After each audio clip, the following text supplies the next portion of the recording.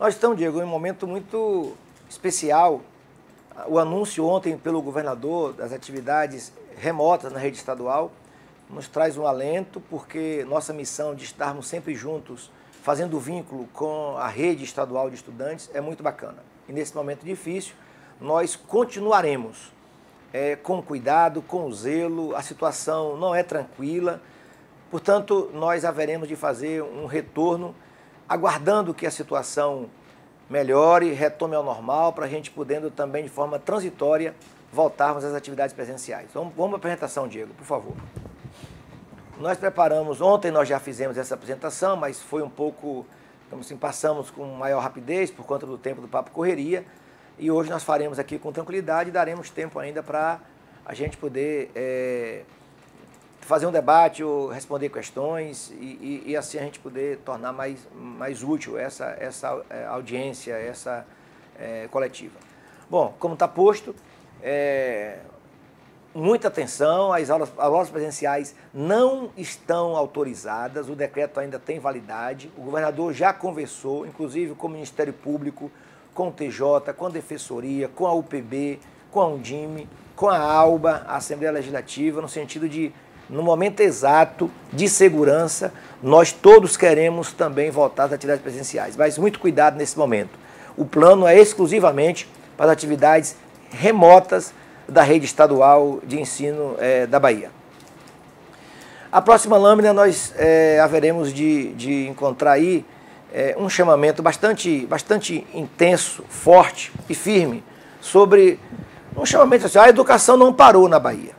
Tá? É claro, a rede particular continuou tendo atividades remotas, um conjunto grande de municípios continuou fazendo as atividades remotas e nós, na Secretaria de Educação, nós não paramos.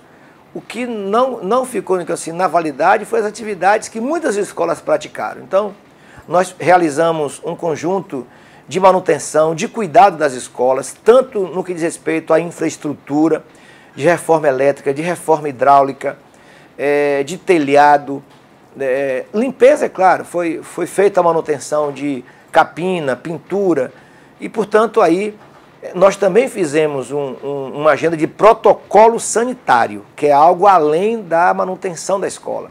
E isso foi executado com recursos do Estado, 56 milhões. Tá? Fizemos ainda aí a aquisição de equipamentos de trabalho individual, na parceria com a CEPLAN, na parceria com a Cefaz, com a SAEB, 9,3 milhões de máscaras, as escolas têm máscaras. Nós estamos agora, Diego, fazendo a revisão de se tem alguma escola que, porventura, essas máscaras, é claro, ela vai servir para o momento presencial, mas para os funcionários e professores estarão também disponibilizadas. 15 mil protetores faciais, 39 mil dispensers, termômetros, tem mais uma farda em todas as escolas, mais uma camiseta, para que os estudantes possam acessar e assim ampliar o seu repertório de roupas para poder naturalmente garantir a higienização. Foi feito um investimento também, como eu falei anteriormente, de infraestrutura, quase 120 milhões, elaboração dos protocolos de segurança e a construção de um plano de reinício do ano letivo. Esse plano, como se fala que a educação não parou, podemos ir para a próxima lâmina, fizemos reuniões constantes com estudantes, com a PLB, com a UPB, a UNCM, o Fórum. Então, essa próxima lâmina que nós vamos encontrar agora é sobre a construção conjunta. Todo esse movimento que nós estamos hoje realizando, nós construímos, nós aprendemos com os municípios, nós fizemos contatos com o Conselho Nacional de Secretários de Educação de todo o país. Então, a gente dividiu a expertise e nós assim fizemos um protocolo e um calendário com procedimentos construídos nesses encontros. Aqui na Bahia, eu quero destacar a presença da CESAB, que nos orientou na área da saúde, a Assembleia Legislativa, a Comissão de Educação, a União dos Prefeitos, a União dos Secretários Municipais de Educação, a própria PLB sindical, com o Simpro, nós reunimos, nós ouvimos, movimento estudantil, colegiados escolares e, naturalmente, a experiência dos nossos professores. Bom, nós temos uma base legal, que na próxima lâmina aqui nós estamos já visualizando, com duas frentes, basicamente. Uma é uma lei federal. Todo mundo se recorda, ali os decretos em todo o país começaram a acontecer em março, em abril, ali em maio, o governo federal baixou uma lei, um decreto, depois virou lei, e nós, naturalmente, reconhecemos a importância disso. Por quê? Porque o ano letivo, por lei, pela Lei de Diretrizes e Bases, ela tem que compor de 800 horas durante todo o ano e 200 dias letivos.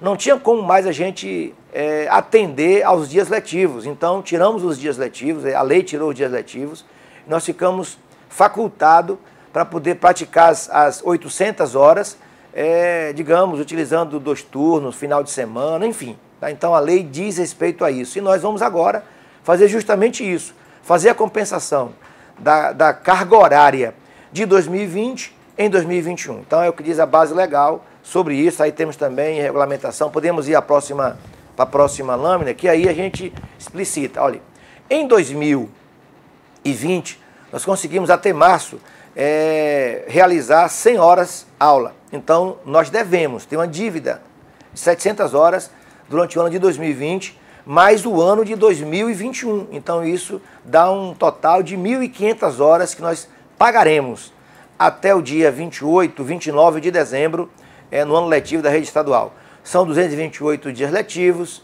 Nós utilizaremos, como ontem o governador frisou muito bem, todos os dias da semana, menos domingo, utilizaremos os dias de segunda a sábado, para que a gente possa fazer a compensação e que não haja prejuízo para os estudantes. E nós queremos garantir que são 6 horas e 40 minutos por dia. Isso necessariamente não é o estudante sentar 7 da manhã e ficar até 2 da tarde, não. Ele faz uma carga horária dividida entre manhã e tarde, noite, para que ele possa, assim, fazer a aprendizagem dos conteúdos que serão disponibilizados para todos os estudantes. Bom, na lâmina seguinte nós temos as diretrizes que nós entendemos ser importante esclarecer. A lei e todos os estados do Brasil estão utilizando isso. Nós estamos chamando de 2 anos em um, e nós estamos chamando de contínuo, ou seja, a renovação da matrícula ela é automática. Os pais, os responsáveis, os estudantes não precisam ir na escola. E nós estamos pensando, Diego, em dividir esse ano em 3 fases. Nós acreditamos que isso vai acontecer. Nós acreditamos que a vacina vai chegar, que a gente vai ter uma maior segurança. Então, nesse primeiro momento, é uma fase remota. E o conceito de remoto não é só a internet. Quem tem acesso à internet, a equipamentos, vai poder fazer as atividades orientadas pelos professores, pela coordenação pedagógica, pela secretaria, e nós assim faremos essa etapa como sendo uma fase 100% remota. A segunda etapa é uma agenda progressiva que nós, quando tivermos as condições reais, nós abriremos as escolas para que o estudante possa lá ir 3 dias na semana, e segunda, e quarta, e sexta, outra turma vai terça, quinta e sábado. Então é a fase transitória.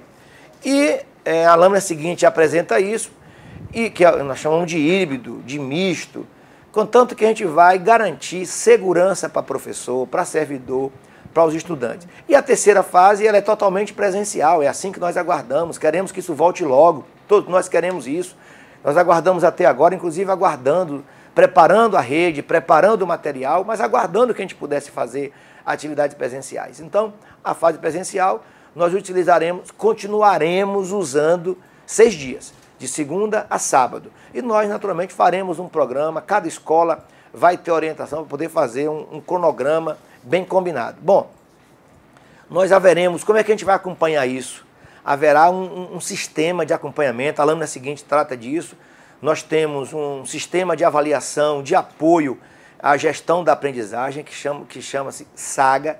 É um sistema que a gente adaptou, ele já nos ajudou bastante nos 2 anos seguintes. Nós estamos aprendendo a trabalhar isso com mais tranquilidade, com a rede. Haverá capacitação de uso disso, não é simplesmente dizer tem um SAGA, talvez possa ser uma linguagem mais técnica, Diego, mas os professores conhecem o sistema, a coordenação pedagógica em cada escola conhece o sistema, e os pais, com certeza, os responsáveis, se precisarem, nós haveremos de apresentar isso ao colegiado escolar para que eles também possam entender como funciona o nosso sistema de avaliação, o SAGA. Bom, quais são os materiais didáticos? Essa lâmina traz justamente isso.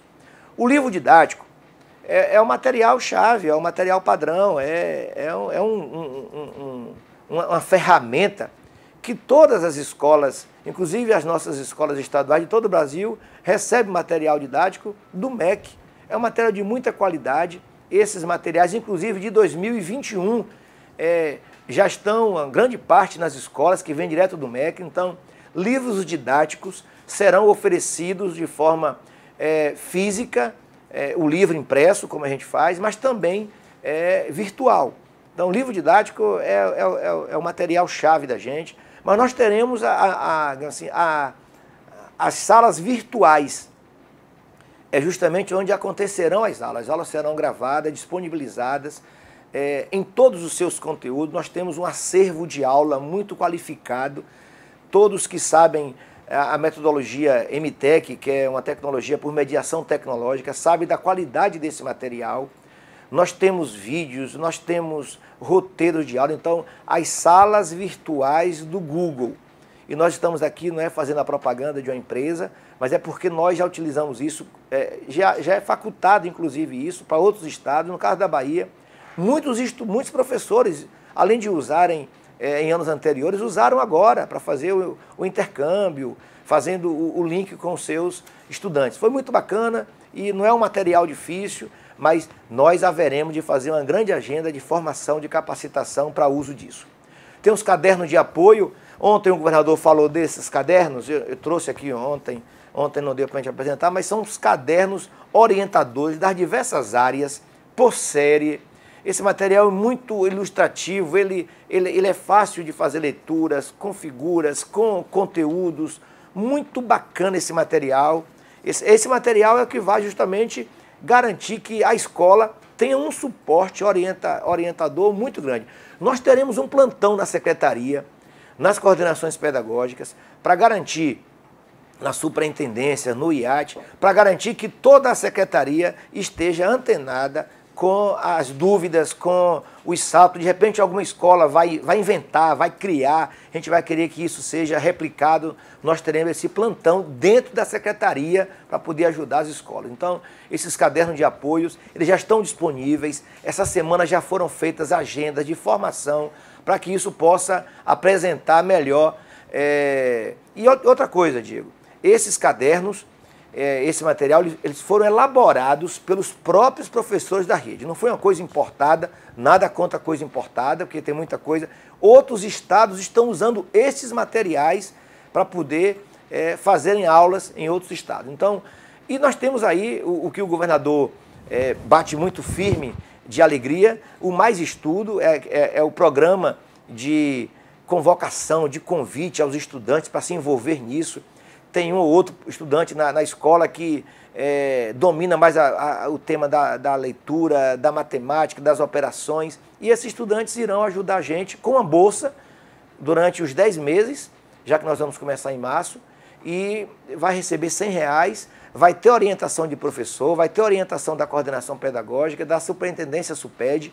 Então, são 52 mil estudantes que a gente vai, através das notas dele de 2019, nós vamos chamá-lo. Então, o Mais Estudo, são 2 monitores por turma, 52 mil estudantes, em todas as escolas, em todas as salas da nossa rede vai ter esses estudantes que futuramente estão sendo estimulados para serem professores igual a gente. Bom, tem ainda o exercício de reforço via WhatsApp. A gente está usando o WhatsApp porque a grande maioria dos estudantes tem um acesso no celular do pai, da mãe, de um tio, de um vizinho, de um colega, e se acessa através de uma internet mais fraca. Então, mas os estudantes terão os vídeos, alguns vídeos mais curtos, alguns textos. Então, através das chamadas, das classes virtuais do WhatsApp, do Chat Class. E nós temos ainda a internet na escola, é um tema importante. Nós queremos chamar a atenção aqui, Diego, e a você que está nos acompanhando. Nós fizemos um exercício muito grande nesse período. nós temos ainda 35% de municípios na Bahia que não têm uma internet de banda larga.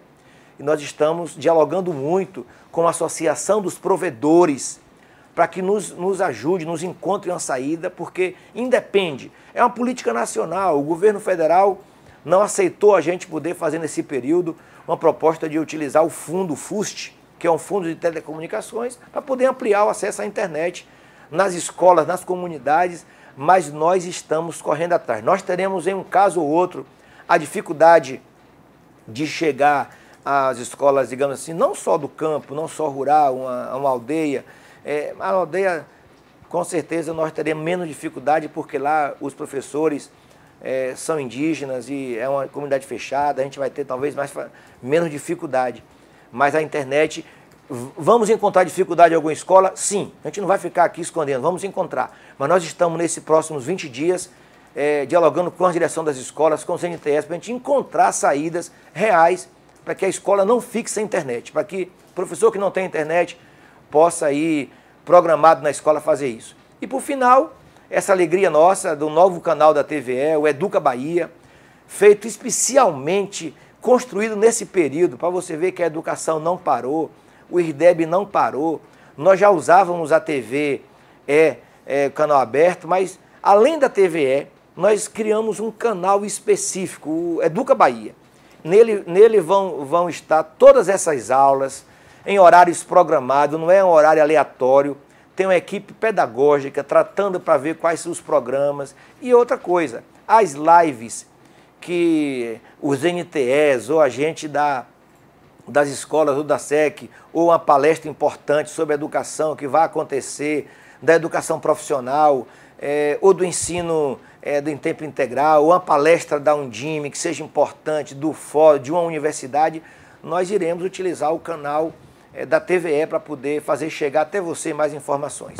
E aí, por final, o nosso calendário. É um calendário que nós queremos dialogar bastante com as escolas. Nós conversamos com a PLB, nós conversamos com a ALBA, a própria PLB já acenou, o Fórum acenou para uma defesa da educação remota. Nós sabemos do desafio, das dificuldades, das aprendizagens que temos que ter. Mas nós vamos já no diálogo com os professores a partir do dia 1º de março. Muitos professores, Diego, como nós, eu, por exemplo, não tive formação para a educação, remota. A gente não aprendeu isso nas universidades, o currículo não constava disso. Então nós temos que fazer uma reparação, uma correção.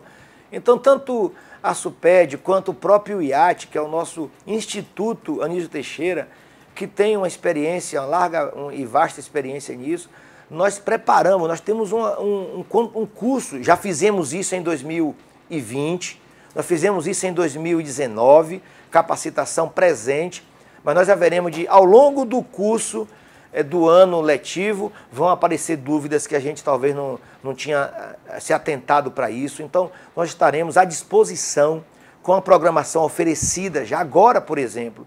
Nós já universalizamos um curso de formação para todos os professores e gestores da Bahia, não só da rede estadual. Então, é isso que está. O calendário 1º de março, a gente chama os professores para a gente poder, e o chamamento aqui é virtual também, é remoto, tá? Nós respeitaremos os professores e servidores que estão com problema de idade, com problema de saúde. Então, esse chamamento para o 1º de março para a gente poder fazer o planejamento, fazer uma capacitação, ouvir as dúvidas, as sugestões. E a TV, naturalmente, aí no calendário, nós temos de 8 a 12 de março. De 8 a 12 de março, na lâmina do calendário, nós temos a jornada pedagógica. Esse calendário aí, de 1º de março em diante, os professores já passam a contabilizar aqueles dias que nós teremos que pagar por conta da pandemia. Já passa a contabilizar por aí. Nós vamos planejar isso de uma forma muito, muito tranquila, muito firme. No dia 8 a 12 de março, a jornada pedagógica Paulo Freire. Esse ano, Diego, nós vamos fazer uma homenagem ao centenário de Paulo Freire. Um nordestino, um brasileiro que tanto ajudou a gente na alfabetização, na leitura da vida, na escola brasileira. E no dia 15 de março, nós iniciaremos atividades letivas, fazendo um ano contínuo. Os estudantes que cursa primeiro ano, ele vai ser automaticamente matriculado no segundo ano. Ele é primeiro, passa para o segundo. Então nós haveremos de trabalhar isso com as escolas, com os estudantes, com as famílias, com os professores, para a gente poder fazer as adequações. Temos um plano firme para isso. Nós vamos tratar isso com muita delicadeza, com muito sentimento de construção. A sensibilidade nossa de professor, de gestor, vai ser chamada com toda a força. E por último, dizer o seguinte, as aulas presenciais, a gente repete, aulas presenciais só quando tivermos condições de saúde reais para evitar um caos na segurança pública da saúde, eu posso dizer assim, e é isso que nós queremos fazer. Estou aqui à disposição, Diego, para as questões que porventura a gente fez uma síntese dos principais pontos, 3 pontos que resumem, são aulas remotas, o estudante que tem internet vai acessar pela internet toda a orientação, todo o material. Quem não tem internet, nós haveremos de fazer a entrega física nas escolas, com tranquilidade, nada de vexame, de corre-corre. Nós vamos fazer um calendário, como fizemos com a entrega dos cartões para a alimentação escolar, como fizemos com a vacina, com a testagem. Fizemos um calendário, o estudante pega o material, ele tem um prazo para voltar, ele, ou o pai, ou a mãe.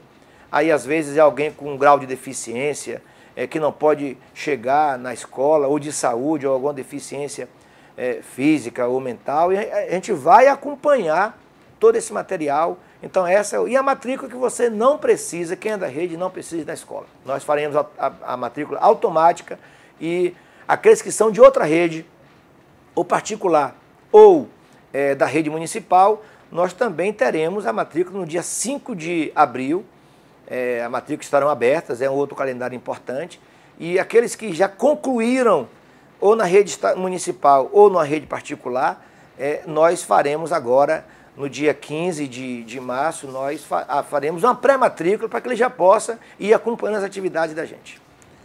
Vamos lá, secretário. Agora, tentar ser bem objetivo aqui, fazer um ping-pong. A maioria das perguntas já foi respondida durante a sua fala, mas assim, o principal ponto de questionamento, eu vou usar aqui o nome de Hélio Alves, da Rádio Clube FM, do site Tribuna do Recôncavo de Santo Antônio de Jesus, mas tem Gil Santos, do Correio da Bahia, tem uma série de jornalistas da capital e do interior questionando justamente essa estratégia para a zona rural. Então, assim, de forma bem objetiva, o aluno é da rede estadual de ensino, ele não tem acesso à internet, qual é o passo que ele vai ter que dar para garantir o ensino para ele? O que é que ele vai ter que fazer? Obrigado aí a Hélio e a Gil, em nome de todos vocês que estão perguntando sobre isso. Nós vamos precisar de você do meio de comunicação. As rádios serão, nós chamaremos, faremos um chamado aqui através da SECOM, para que as rádios nos ajudem a fazer como fizeram na distribuição do cartão para alimentação, do Vale Alimentação. Vocês ajudaram muito a gente. E eu quero também deixar claro, não é só a rede que está no campo. A educação do campo talvez sofra mais porque está mais distante, mora em distrito, usa o transporte escolar, mas a família, ela vem em algum momento na sede. Então ele vai na escola, marca o horário. Quem é da zona rural, a gente vai ter que se flexibilizar, organizar uma fila direitinho, se tiver necessidade. Mas nós haveremos também, Diego, de fazer uma parceria com as prefeituras, para que a gente possa utilizar do agente comunitário de saúde, do agente de assistência social, fazer um grande mutirão para essa busca ativa. Nós tivemos, tanto no chamamento para a testagem do Covid, quanto do cartão, a primeira semana foi difícil, a segunda já melhorou e a terceira a gente resolveu. Então, haveremos de fazer essa entrega planejada, combinada, e nós não queremos nem quem é da zona rural, nem quem mora em um canto, em um bairro distante digamos assim, de um acesso à internet, que tem que ir na escola. Então, haverá de ir na escola, se não puder o pai, a mãe ou o responsável, que já frequenta a escola, a pessoa já conhece. E as escolas serão fundamentais para poder montar essa agenda. Diretor de escola, professor de escola, vai ser fundamental para a gente. Então o aluno ainda não deve se dirigir às escolas para buscar material? De forma alguma.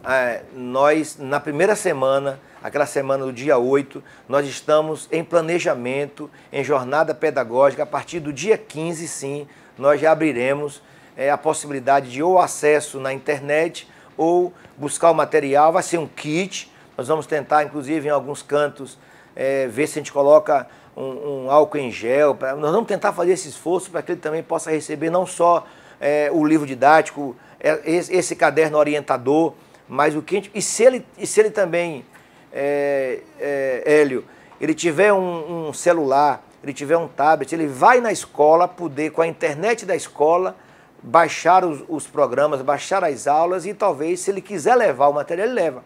Mas ele pode, de alguma forma, também já baixar na escola, com o Wi-Fi da escola e levar seu material virtual. Perfeito. João Brandão, do site BNews, ele lembra aqui que ontem o governador falou que não é possível ainda retornar às aulas presenciais e nem projetar uma data nesse momento da pandemia. Então, sem noção de quando as aulas presenciais vão poder retornar, ou mesmo as híbridas vão poder retornar, ele pergunta como é que a SEC, a Secretaria de Educação, consegue garantir que a carga horária de aulas será cumprida, caso não seja possível em nenhum momento retornar às aulas presenciais. É possível garantir isso? Os 2 anos letivos serão cumpridos este ano? Olha, a gente, da mesma forma que a gente está iniciando, confiando no professor, confiando no estudante, alguns pais, alguns responsáveis poderão ajudar a gente nisso. O ensino remoto é isso, nós confiamos que a pessoa que está participando do processo de aprendizagem vá se dedicar. Nós teremos casos que um estudante ou outro vai ter dificuldade de se concentrar. A gente vai orientar, não querer fazer E nós estamos botando 6 horas e 40 minutos por dia, porque é o dia inteiro. Ele pode usar de manhã, senta 2 horas, de 8 às 10, aí descansa um pouco, de 11 às 12, à tarde. Ele vai ter que se planejar. Nós haveremos de dar pistas, de dar sugestões, orientações, mas vamos ter que precisar em muito do esforço de concentração dos estudantes, que é o que exige. Eu fiz um curso, durante essas férias, mais de um curso, remoto, para aprender também as ferramentas. E eu tive dificuldade em algum momento, não por conta do trabalho, eu fazia à noite, final de semana, e eu tive que em alguns momentos me atrasar no curso, eu tive que me enquadrar para dizer assim, olha, eu tenho que terminar o curso. E a gente acompanha, quem está pela internet, a gente pode acompanhar quantas horas, quanto tempo o estudante conecta, porque a gente pode acessar isso no sistema. Agora, é claro, o estudante que leva o material impresso, nós vamos confiar no material entregue, nos exercícios, nos trabalhos, nas atividades complementares que nós vamos passar.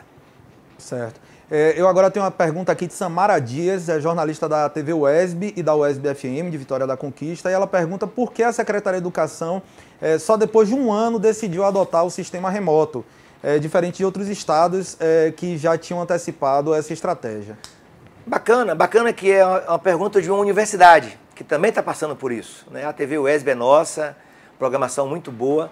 Muito obrigado, Samara, para me ajudar a responder isso.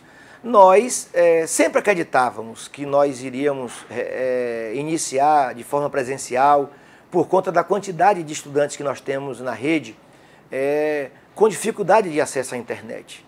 Então, nós assumimos que nós gostaríamos de realmente começar híbrido ou presencial totalmente, e isso foi chegando. E outra coisa, nós também utilizamos como estratégia aprender esse processo, aprender a produzir o material com facilidade de acesso. Se nós já temos algum grau de dificuldade com o estudante presencial, com o estudante remoto isso torna mais difícil.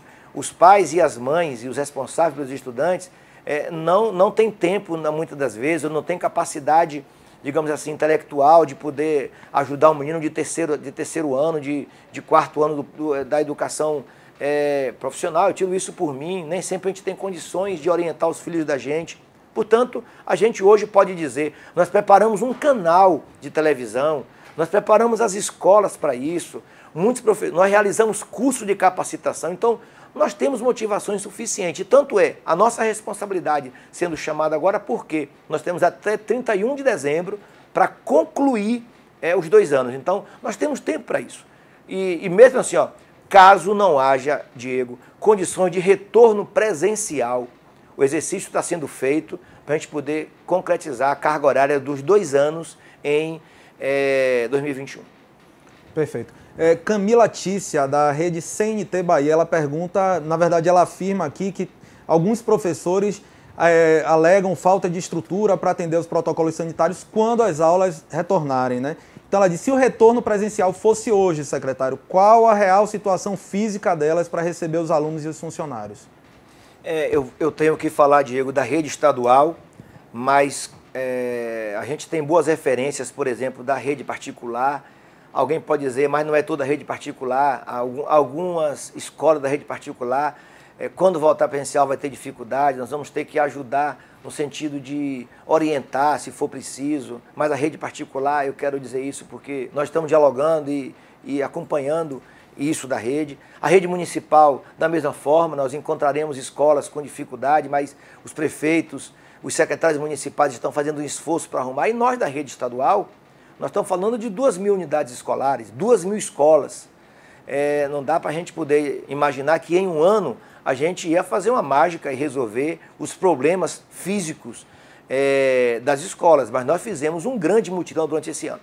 Nós trabalhamos bastante, a engenharia da secretaria, a Condé, nós abrimos um conjunto de licitações para novas escolas, entregamos complexos, nós temos muitas escolas talvez com um grau de dificuldade ali de parte elétrica, mas nós fizemos muito.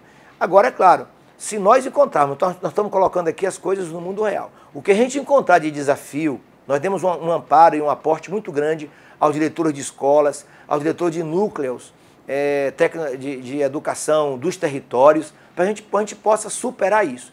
Ainda fizemos inclusive um movimento, um mutirão, para pegarmos aquelas escolas com um grau de dificuldade maior, de um telhado que está ali com problema talvez de goteira, de pingueira, ou de uma pintura, ou de uma limpeza, mas as escolas eu posso dizer que, na sua grande maioria, se não dizer totalmente a sua unanimidade, estão prontas para acolher quando começarmos as atividades presenciais ou híbridas.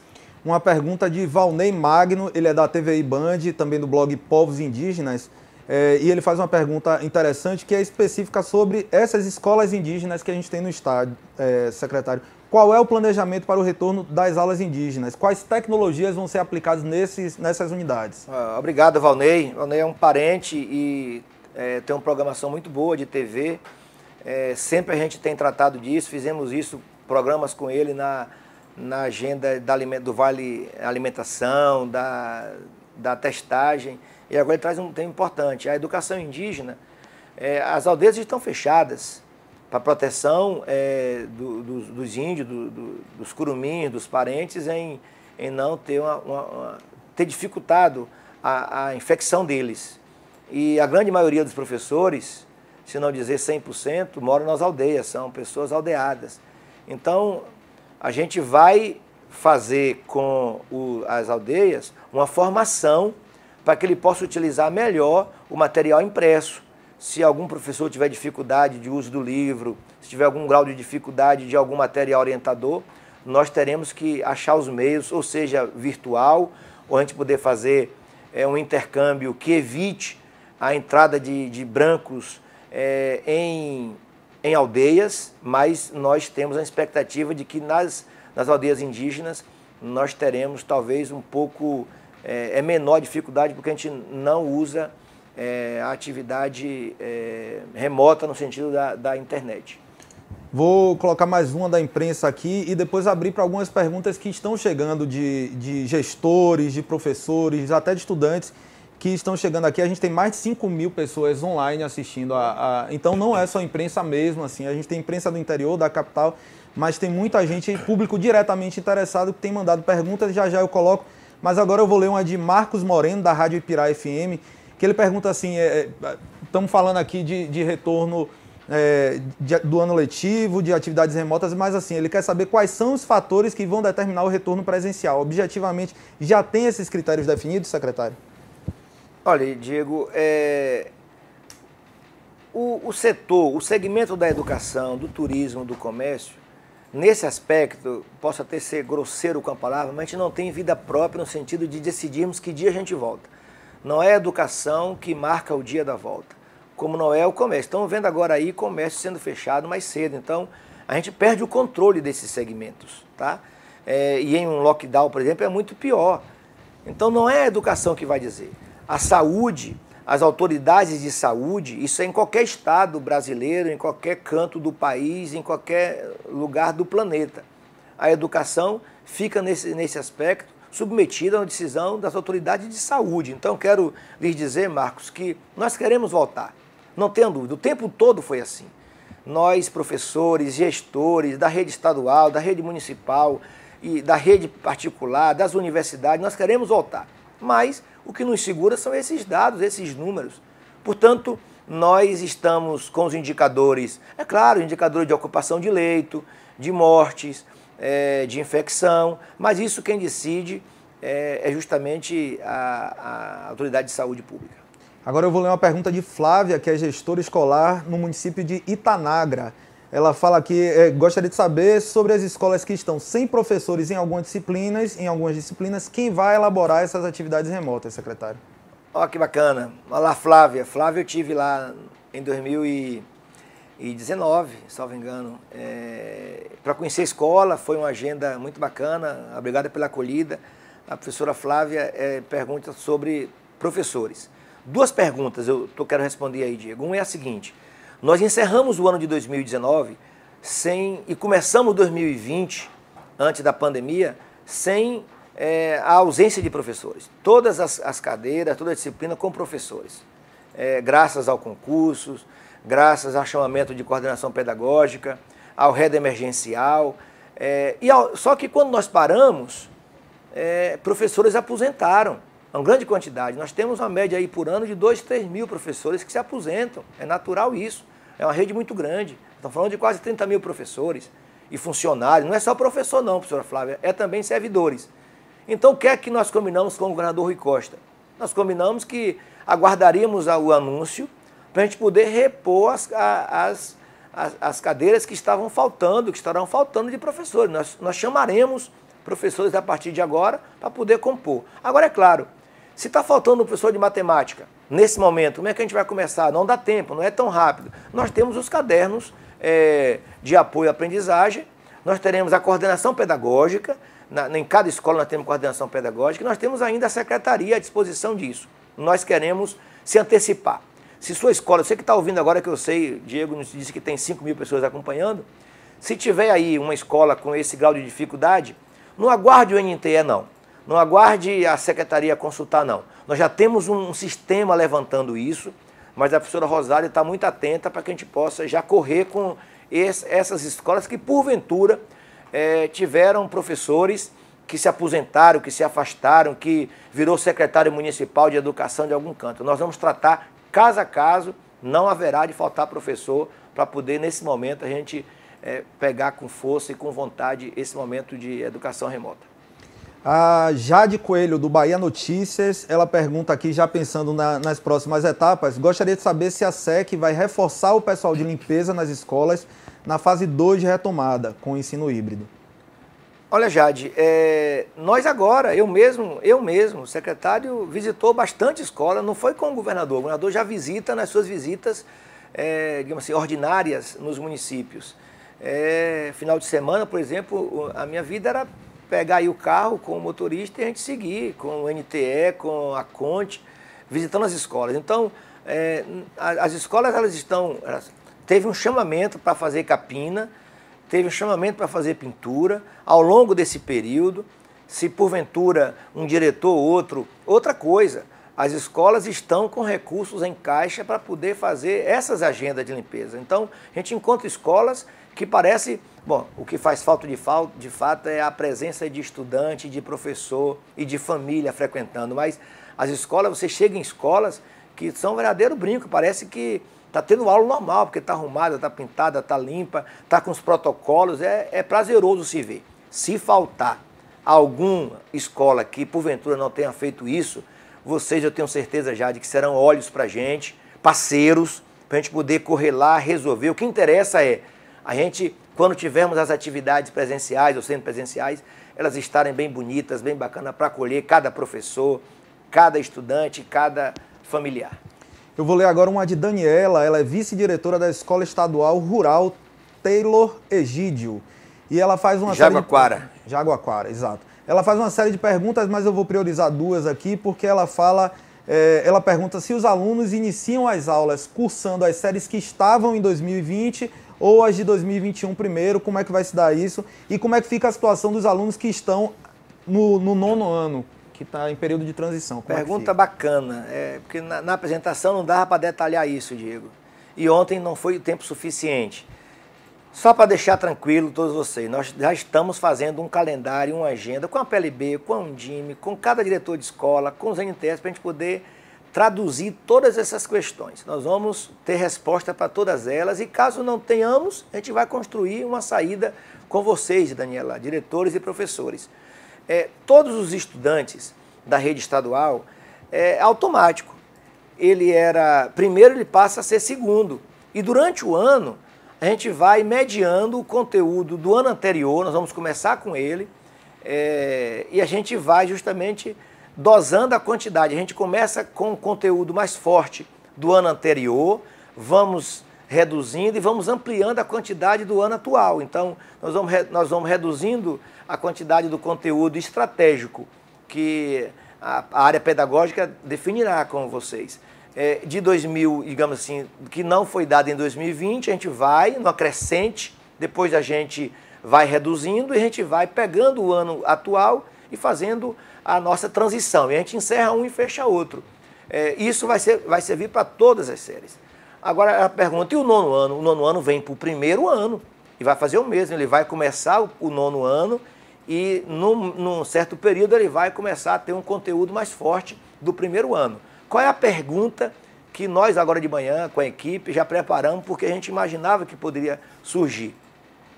Só para você ter noção, Diego, o estudante que é da educação particular e vem para a rede, ele já cursou, ele entra na série normal dele. Então, se ele já fez o 1º ano, ele vem para o 2º, normal. Tá? Se lá a escola não concluiu, serve também para eles. A escola municipal, da mesma forma, a regra é a mesma. Se tiver de vir, agora veja.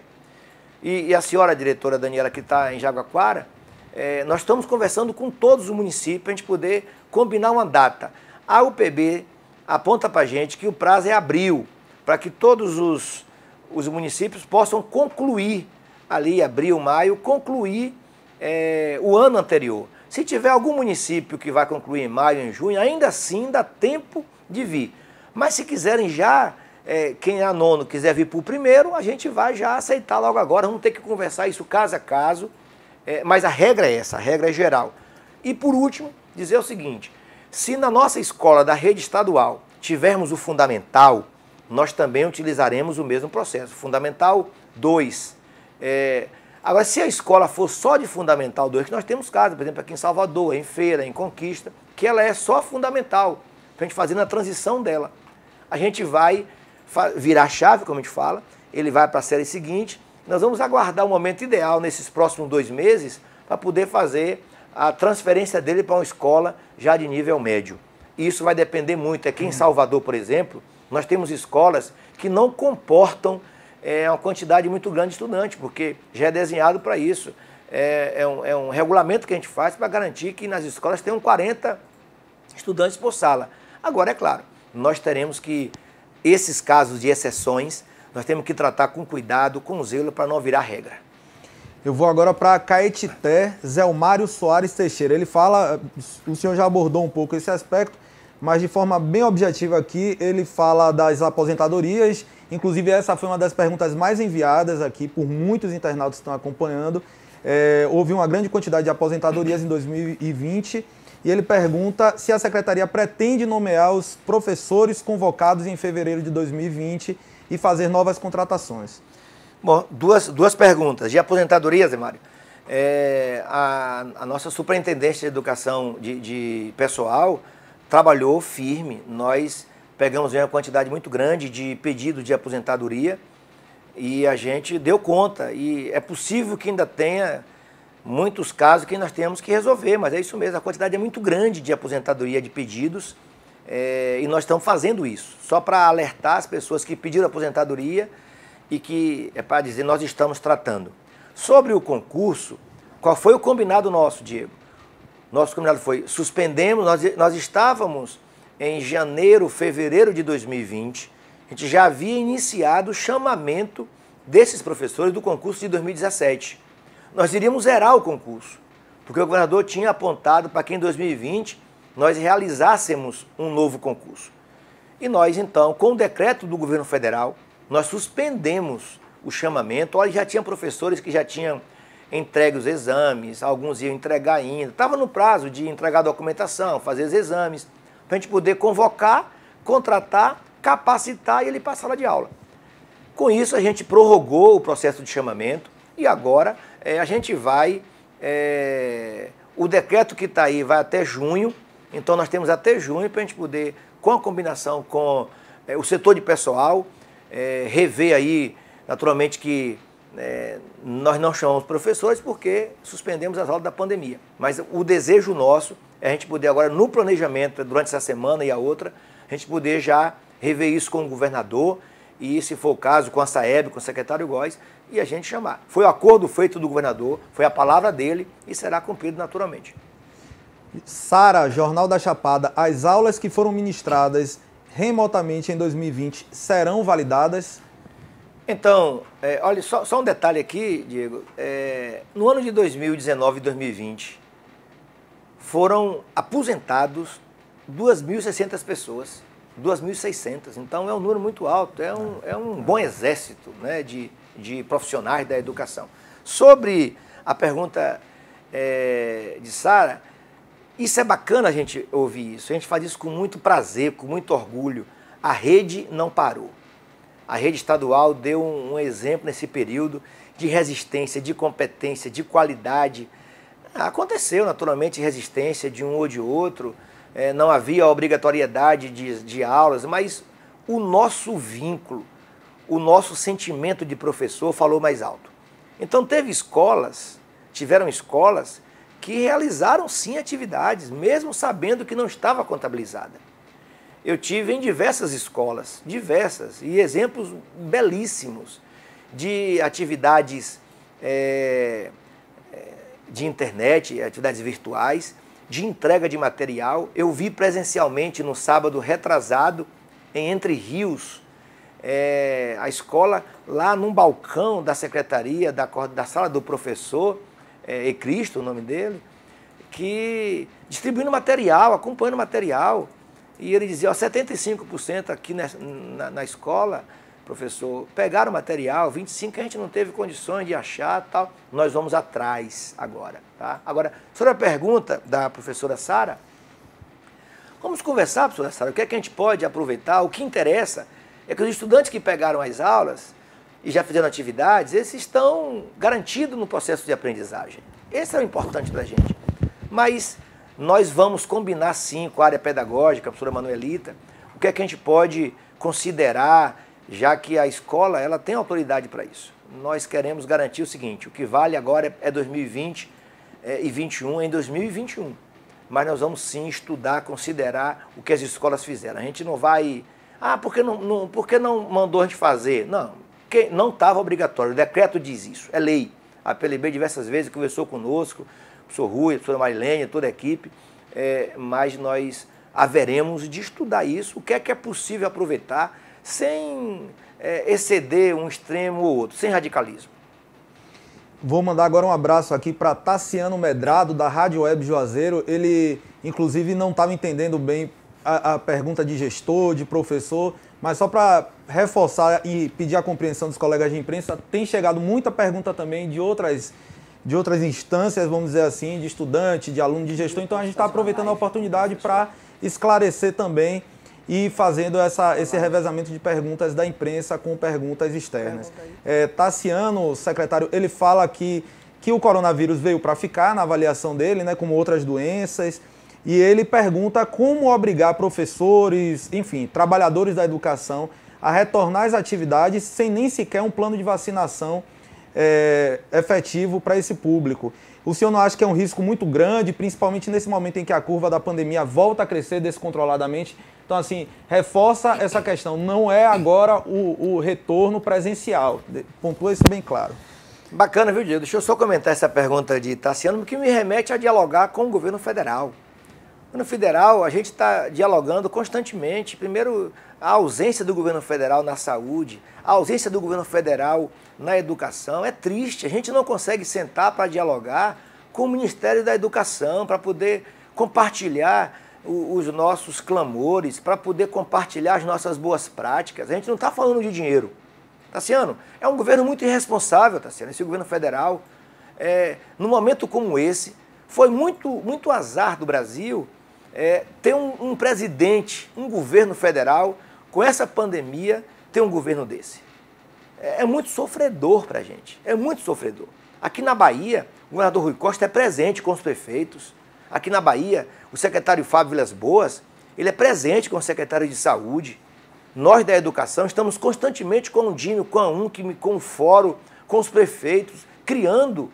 Agora é um governo irresponsável, é um governo que a gente sente muito nesse momento, Cassiano. Eu queria dar outra resposta a você, mas esse governo federal não nos ajuda. Na Bahia nós até agora não começamos achando que nós estamos seguindo um roteiro de cuidar de professor, de cuidar de estudantes. Foi essa a decisão, tá? Nós sabemos e nós não queremos botar aqui em contraponto aprendizagem e cuidar de vida. Não são coisas distintas. Nós queremos cuidar da aprendizagem e cuidando da vida das pessoas, de professores, de servidores, de estudantes, de seus familiares. Portanto, nós não estamos falando de presencial. E tanto é que nós não apontamos data aqui para iniciar as atividades, nem híbrida. Portanto, sua provocação é muito bacana para esclarecer isso. Eu agradeço a você, Cassiano. As aulas vão ser remotas. Os diretores de escolas, eles estão frequentando dentro de um calendário a escola. Não está fechada as escolas. Ele vai lá cuidar, zelar, administrativo, prestação de conta.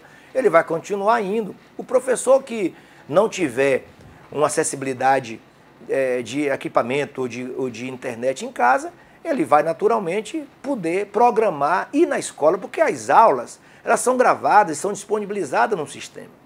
Então não vai precisar ficar, não é aula ao vivo como a gente faz com o MTEC. O MTEC também vai ser assim. O MTEC são aquelas as escolas que nós temos com mediação tecnológica. O estudante vai lá pegar o material. Se ele tiver internet, ele faz em casa. Então, muito bacana essa sua pergunta. Serviu para a gente dialogar com o governo federal e dizer, nós continuaremos fortalecendo o cuidado com o estudante e fortalecendo naturalmente o cuidado com a aprendizagem. Secretário, agora eu tenho aqui um questionamento de Alice Queiroz. Ela é diretora do Manuel de Jesus, em Simões Filho. E ela faz uma pergunta aqui voltada aos professores, enfim, à parte de gestão. Como é que vai ficar a questão do cumprimento de carga horária dos professores? A distribuição de carga horária será de 2020? Como é que vai ser essa questão da gestão das horas dos trabalhadores, dos professores? Bacana. Para você que é da imprensa, essa pergunta da professora Alice nos ajuda muito. Porque talvez quem é da imprensa não tenha esses meandros. Quando há uma greve que a justiça julga irregular, digamos, o profissional tem que pagar aqueles dias parados. No decreto também ficou assim, não foi uma greve, a comparação foi só para a gente entender que nós temos um compromisso de pagamento da carga horária. Então o professor não era obrigado a executar nenhuma atividade, tá? Mas em compensação, a gente agora nós vamos apresentar uma proposta aos professores, à PLB, queremos combinar isso, para que a gente possa continuar a agenda de aprendizagem. Agora, é claro, ele vai fazer o pagamento dos dias de 2020, remoto, de casa, por enquanto. Então, a gente vai apresentar um desenho, um trabalho. A SUDEP está apresentando isso, com base no que a PGE e a SAEB nos orienta. Então, professora Alice, muito obrigado pela pergunta. Nós apresentaremos um plano de recomposição dessa carga horária de professor, muito bem combinada. Pode saber a PLB que a gente vai querer combinar isso para que os professores também não sejam, nesse momento agora, assoberbados de ações, de tempo, de pressão. Nós haveremos de combinar isso. Uma pergunta que já foi respondida, mas é bom reforçar. Dina Ferreira pergunta aqui, quando os alunos novos vão poder ser matriculados para o novo ano letivo? Bacana. Eu falei um pouco disso, mas talvez não tenha sido muito claro, Diego. Aproveita. Ela questiona aqui 5 de abril, que o senhor falou em um determinado momento sobre 5 de abril. É isso mesmo? Como é que vai ser? Se procura a escola, então... O 5 de abril é uma data para o que é que a gente faz? A gente planeja as salas de aula para saber quantos estudantes... A gente sempre é assim, a gente faz a pré-matrícula para quê? Para ver qual é a demanda por escola, por série, por turno, para a secretaria, o professor Manuel que coordena isso, planejar a distribuição das salas. De repente aquela escola não comporta, não caberá aquele estudante turno, a gente remaneja, faz um reordenamento. É para isso que tem reordenamento. Então nós estamos preocupados porque a gente não concluiu as últimas séries, os últimos anos do terceiro ano, do nono ano. Então os estudantes ainda estão conosco e continuarão conosco até concluir. E se quiser, concluirá o ano. Então, professor, nós botamos o dia 5 de abril para a gente poder ter uma noção nesse período, quando a gente começar agora em 15 de março, para ver essa demanda. Agora, nós abriremos uma pré-matrícula para que todos os estudantes que migrem ou da rede particular ou da rede municipal possam ser acolhidos pela escola estadual, já junto aí com todos do dia 15. E aí, durante o período de um mês e pouco, ou talvez antes disso, uma semana, a gente já vai ficar sabendo quantos estudantes caberão naquela escola. Por que nós estamos fazendo isso, Diego? Porque está remoto. Se fosse todo ano remoto, caberia todo mundo nas salas virtuais, não haveria problema. Mas a gente está fazendo isso com zelo porque a gente tem esperança de que a gente vai voltar presencial. E no presencial, uma escola não pode ter uma sala de aula com 50, 60 estudantes. É impossível. E só voltando ainda à questão do Tassiano, de Juazeiro. Tassiano, a expectativa nossa é que a gente possa vacinar os professores, vacinar os servidores. Para que a gente, naturalmente, o governador vai fazer um empenho muito grande. Até agora são 6 milhões de pessoas vacinadas em todo o país. É muito baixo, o ritmo é muito lento. Nesse ritmo aí, 3, 4, 5 anos para a gente conseguir resolver. Os estados vão ter que entrar nessa. Nós pedimos ao governo federal para garantir a vacinação do profissional da educação. Aí não conseguimos resposta. O governo do estado vai trabalhar, e o governador apontou isso, vai correr atrás para ver se a gente consegue vacinar professores. Então a gente terá, pelo menos, uma garantia de segurança e de saúde. Mas isso aí é para diante, agora o que vale para a gente é o remoto, todo mundo protegendo, com máscara e em casa. Soraya Cerqueira, é a dúvida também de muitas outras pessoas, fala sobre o terceiro ano do ensino médio. Esses estudantes, eles vão estudar até o meio do ano. Como é que vai ser o tratamento para esses alunos que não concluíram pelo Enem, né, que foi a opção feita por muita gente? A Soraya é de escola ou é de empresa? É uma professora, ela não disse a cidade aqui, mas é uma professora. Depois bote aí para Diego ver aqui, de onde a senhora é, porque essa pergunta nos ajuda muito. A gente falou isso muito claro no Papo Correria com o governador Rui Costa, e ele que explicou isso. Ficou bacana, a explicação dele os estudantes que estão ali na fase terminal do terceiro ou do quarto da educação profissional, porque na educação fundamental nós temos estudantes ainda do quarto ano, esses estudantes, se eles fizeram o Enem e obtiveram os pontos suficientes, eles já podem receber a certificação dele, ele está certificado. Quem precisar de um certificado, porque arrumou um trabalho, porque passou no concurso, por qualquer motivo, esses concluintes, eles podem buscar a escola, marcar uma prova da CPA, que é uma comissão permanente de avaliação, funciona todo ano, e as escolas vão certificar esses estudantes. Ora, ou então o Enseja, que também é um formato de certificação de estudantes jovens e adultos. Diego, se esses estudantes passaram no Enem, mas quiser o certificado, ele vai ter, e se ele quiser continuar na escola, concluir até o ano todo, ele vai poder ficar. Nós queremos, inclusive, isso, para ele poder ampliar o grau de competência dele. Agora, é claro, nós haveremos de ter um prazo, uma data. O estimado nosso é que até 30 de julho a gente conclua as atividades do ano anterior. Então, esses estudantes que que estavam no terceiro ano ou no quarto ano, eles até 30 de julho, eles concluirão o ano. Se ele quiser ficar na escola, ele vai ficar, porque nós vamos oferecer para ele aulões do Enem, a gente vai oferecer as atividades de pré-vestibular. Nós vamos ter também uma oferta para compensar, porque é muito claro, gente, um dia de aula não dado de 2020, a carga horária a gente pode pagar em 2021, mas a aprendizagem não é assim. Não significa isso. Ele não aprendeu um conteúdo curricular em 2020, não é no mesmo fator da carga. Ainda mais nós estamos fazendo uma atividade remota, que tem desafios que a gente vai enfrentar. Queremos muito recompor essas aprendizagens, e principalmente aos estudantes que estão em séries iniciais, porque teremos tempo de fazer isso. Essas séries finais, terceiro ano, quarto ano, se ele quiser, ele vai ter, mas ele já vai estar sendo chamado para o mundo do trabalho e assim por diante. Soraya, a professora Soraya, de uma cidade que você talvez não conheça muito, não, Feira de Santana. Feira de Santana, Bahia. Ele bota trabalha a escola aí? No Colégio Estadual Renato Medeiros Neto de Serra Preta. Muito bem.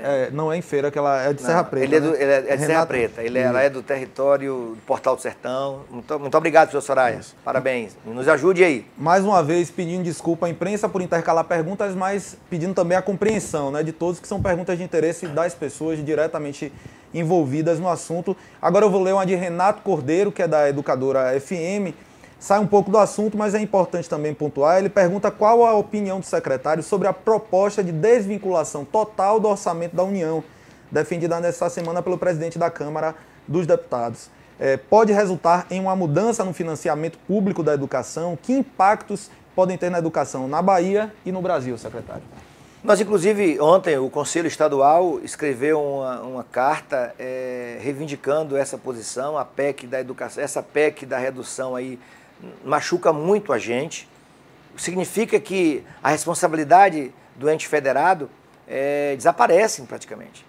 E se a União novamente uma insistência do governo federal em tirar a sua responsabilidade, foi assim com o Fundeb, o tempo inteiro a dificuldade de tirar a responsabilidade de financiamento do governo federal. Agora, novamente isso. Depois, ainda tentaram tirar recurso da educação para colocar na assistência social. Depois, uma segunda investida. Todo mundo está acompanhando aí a redução dos investimentos. Todo mundo sabe que quando no orçamento público, um ano, ele é reduzido o investimento, ou do custeio, o ano seguinte tende a se repetir. E é isso que aconteceu. A cada ano que a gente vai reduzindo os investimentos da educação, a gente tem que recompor isso. E essa PEC ela é perversa, ela é malvada. Se acontecer isso, os estados e os municípios não terão condições de financiar sozinhos a educação básica brasileira. Secretário, algumas pessoas perguntando sobre o funcionamento do MTEC, se vai servir como suporte para as localidades que não têm sinal. É bom destacar o papel do MTEC nesse processo. Bom, para você que não domina o que é o MTEC, é uma escola, tá, com a metodologia de educação mediada por tecnologia, e nós fazemos isso com muito prazer.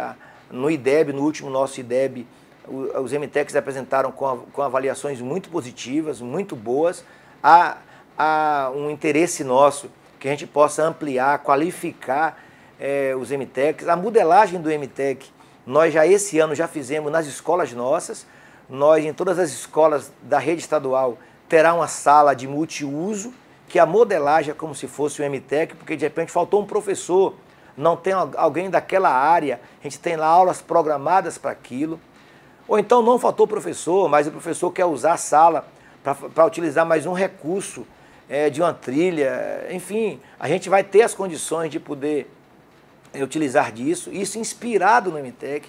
A equipe de MTEC tem uma competência muito grande. A gente agora, inclusive, com o novo canal, repito, da TVE, do Educa Bahia, muito material que a gente vai sistematizar é do MTEC, professores, monitores, parceria com prefeitos. A gente pode chegar mais rápido em alguns lugares remotos, onde o município, a sede é muito distante e ali dificulta, por exemplo, a saída de carro, a entrada de carro.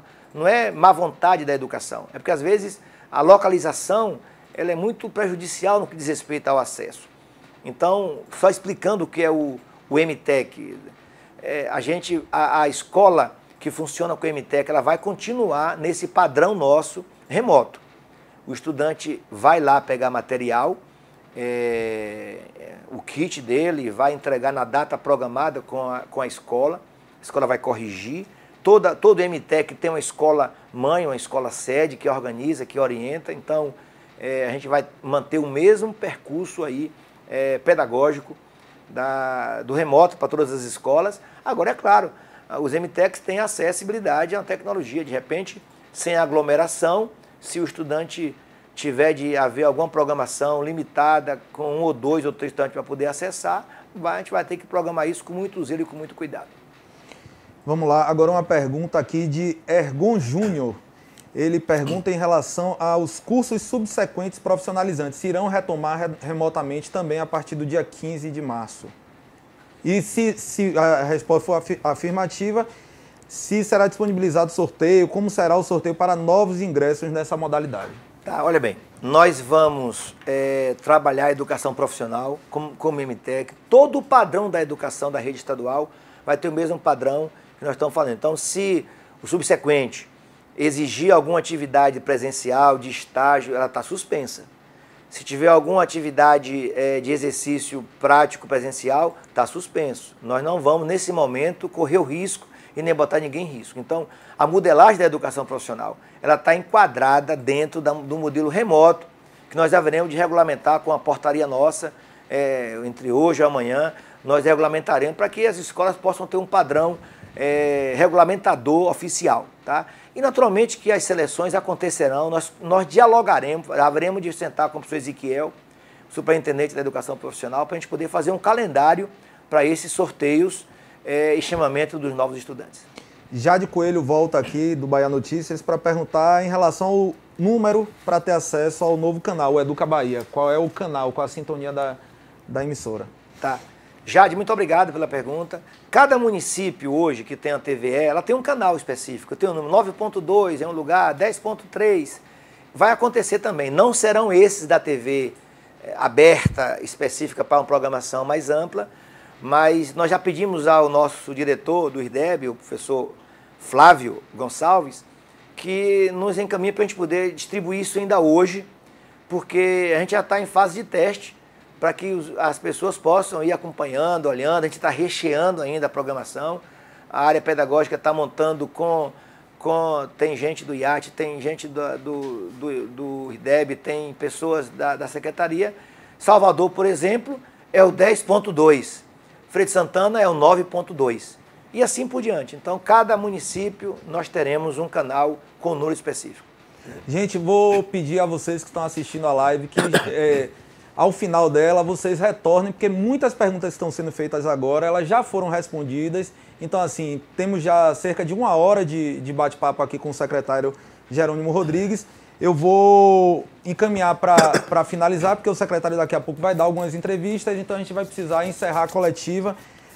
Não vou identificar uma pessoa, secretário, porque foram muitas pessoas perguntando a mesma coisa, mas querendo saber em relação à remuneração pelo trabalho aos sábados. Vai haver uma remuneração extra aos trabalhadores da saúde, ou da educação, perdão, pelo trabalho aos sábados?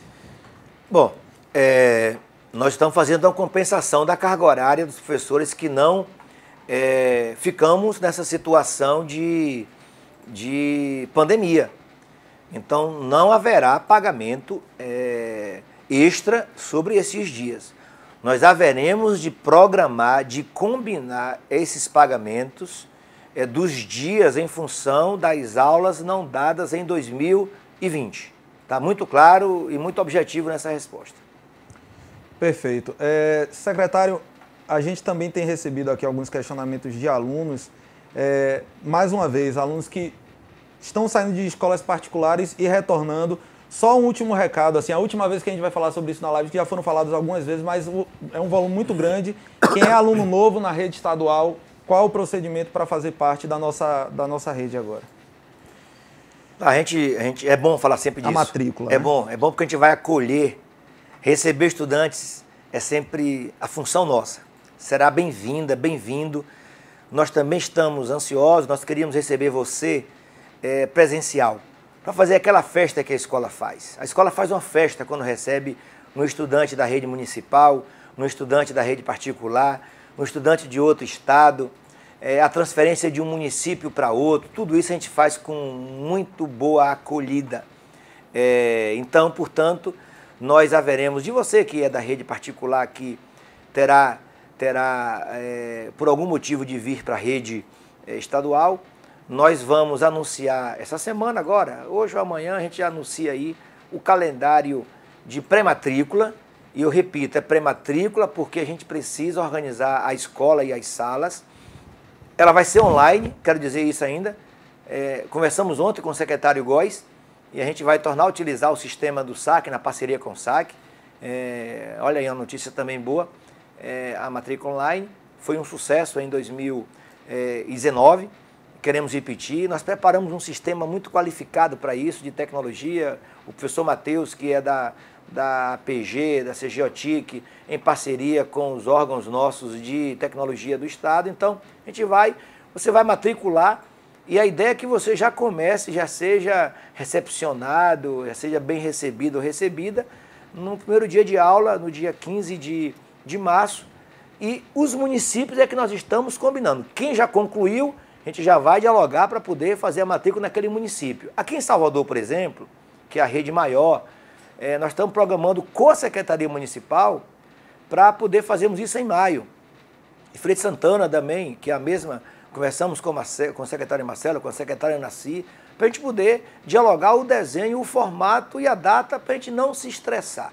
A rede municipal está concluindo, então a gente quer fazer isso de uma forma para não estressar nem a rede estadual e nem deixarmos os estudantes e as suas famílias desesperadas. Assim, vai haver um movimento da rede de educação da Bahia, da rede estadual, da rede municipal, da rede pública, para que a gente possa acolher, compensar e fazer o melhor possível para a gente poder fazer essa compensação do que não aconteceu em 2020. Duas últimas perguntas para a gente finalizar. Gabriel Pires, da TV UESB, novamente aqui de Vitória da Conquista. Ele fala que o Partido Estágio já contratou mais de 11 mil universitários para atuação em órgãos e entidades da administração estadual. Como o senhor vê o programa como forma de permanência estudantil? Olha, Gabriel, é uma das paixões do governador Rui Costa. O Partido Estágio, o Mais Estudos, o Mais Futuro, tudo isso é uma decisão, inclusive, dele. A gente ajuda, às vezes, a montar, porque ele tem a engenharia bacana, pedagógica, de assistência. É um programa necessário. Infelizmente, o governo federal não ajuda nesse aspecto, a gente poder fazer uma programação maior, conseguir colocar mais estudantes num programa como esse. O Partido Estágio, por exemplo, os estudantes, além da bolsa, da recompensa que ele merece, ele se mantém no seu curso e experimenta práticas, seja nas escolas nossas, seja com o próprio professor que orienta.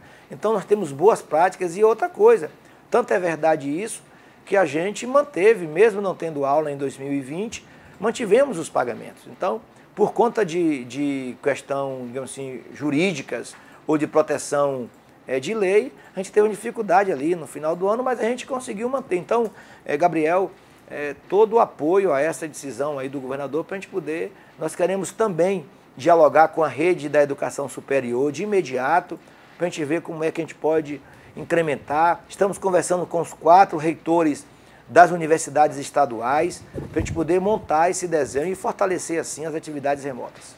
Ivoneide Almeida, ela é vice-diretora do CJCC de Serrinha e ela quer saber como os centros juvenis poderão colaborar com as escolas a respeito da ampliação da carga horária neste ano letivo.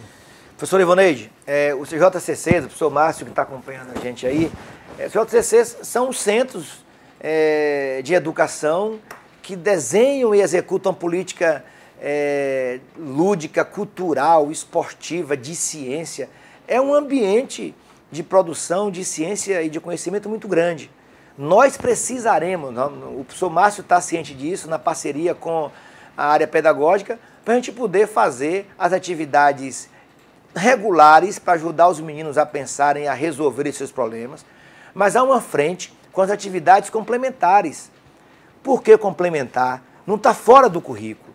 É para a gente garantir o aprendizado, o conhecimento e por conta da situação de ser uma agenda remota, essas atividades contam na carga horária. Então imagine, o estudante estuda de manhã, ele tem lá a sua carga horária de 2 horas, 3 horas, 4 horas, como ele se planejar, de 5 horas, ele usa à tarde mais 1 hora, 2 horas, 3 horas para poder fazer a aprendizagem dele, complementando a carga horária que ele terá de pagar para a gente poder fazer chegar ao final do ano as nossas 1.500 horas oferecidas. Então o JCC vai ser fundamental para a gente poder motivar, porque nós não estamos, Diego, nós não estamos acostumados com essas atividades muito tempo remotas. Então tem que haver a parte lúdica, cultural, de aprendizagem, de contato. E outra coisa, o professor Josivaldo, que cuida da relação com os estudantes, com os grêmios estudantis, com a representação estudantil, vai ser fundamental esses contatos, para que a gente possa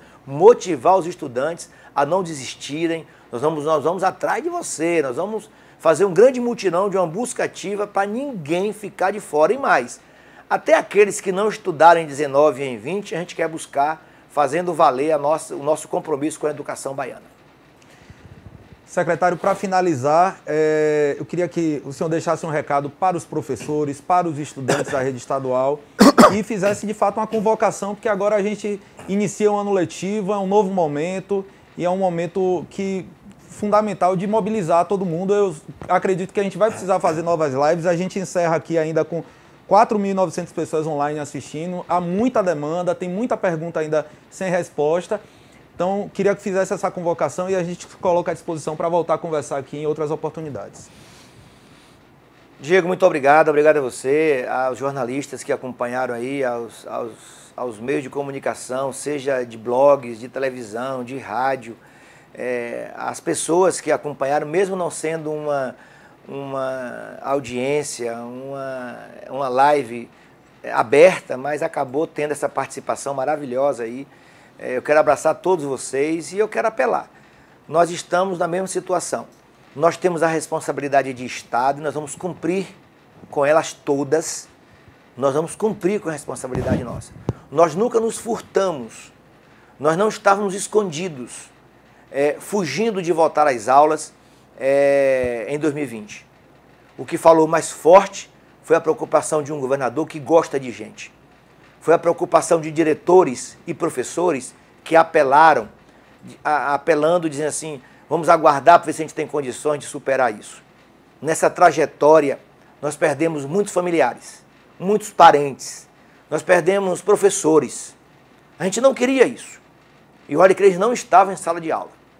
Ou por comorbidade, ou por algum grau de risco de saúde que ele tenha. Mas nós não queremos isso. E nós continuamos com essa pregação. Nós não vamos abrir mão da vida, mas nós não abrimos mão da aprendizagem. As escolas nossas se fizeram presentes. As escolas nossas, eu senti firmeza em cada diretor, em cada professor, em cada coordenador pedagógico, nos núcleos territoriais de educação, a presença, o afago, o carinho, o olhar. Nós agora teremos a oportunidade de fazer uma transição. E nós sentimos também a presença, Diego, a presença de prefeitos, e olha que foi uma transição de mudança de prefeito. Os que se foram porque não se elegeram por qualquer motivo, os que chegaram, nós estamos sendo muito bem acolhidos. A UPB, a Undime, a UNCM, o Fórum, as universidades, o Conselho Estadual, o CONSED, o Movimento Estudantil, os deputados federais, estaduais. Nós estamos numa pauta que é uma pauta da Bahia e nós haveremos de pagar essa conta. Nós não vamos nos furtar e haveremos de pagar com muita inteligência, com muita claridade. O governador é muito exigente. Quem viu a live ontem viu ele fazendo o pronunciamento. Ele acreditava que nós haveríamos de fazer presencial. Agora, eu encerro dizendo que é uma fase de aprendizagem. Professores, toda essa geração que aí está, da rede municipal, da rede particular, da rede estadual e das universidades. Por incrível que pareça, Diego, professor da universidade, a geração que aí está, não teve currículo, não teve disciplina para aprender atividade remota. caso ou outro tivemos. Nós estamos aprendendo. Nós queremos aprender a acertar, errar, consertar de mãos dadas, corpo a corpo, mesmo à distância. E nós também acreditamos, temos fé em Deus que nós haveremos de voltar. Voltaremos presencial. A responsabilidade com a juventude, com a criança, com o idoso, com o adulto que precisa da escola, haverá de ter portas abertas. O apelo é esse. Eu quero apelar esse momento aos profissionais da comunicação. A você que tem blog, a você que é profissional, ou você é dono, ou você é profissional. Nós não vamos virar a cara para responder questões. Vamos enfrentar você olho no olho. Porque vocês estão encontrando educadores e gestores que gostam da educação, que amam a educação. Agora, faço um apelo e um pedido a vocês. Nos ajudem a fazer essa recomposição, esse pagamento. Não é obrigação de vocês, eu sei da obrigação de vocês em ser claro. Se encontrar uma escola que precisa de ajuste, de conserto, nos ligue, nos ajude a fazer o conserto. É obrigação nossa, seja com internet, seja com infraestrutura, seja com professor. Forte abraço. Primeira, nós vamos fazendo, já a gente vai anunciar em outro momento, uma live com professores, uma live com diretores, vamos estar juntos, colado, professor, estudante, gestor, família e meio de comunicação. Forte abraço e até a próxima. Muito obrigado pela atenção de vocês. Esses heróis estão usando máscaras, lutando por garra, vencendo por nós. Os verdadeiros heróis. O governo do estado agradece a todos os verdadeiros heróis e heroínas que estão na linha de frente na luta contra a Covid-19. Saúde, minha gente. Força. Obrigado. Juntos para agradecer aos verdadeiros heróis. Obrigado. Juntos para agradecer os verdadeiros heróis.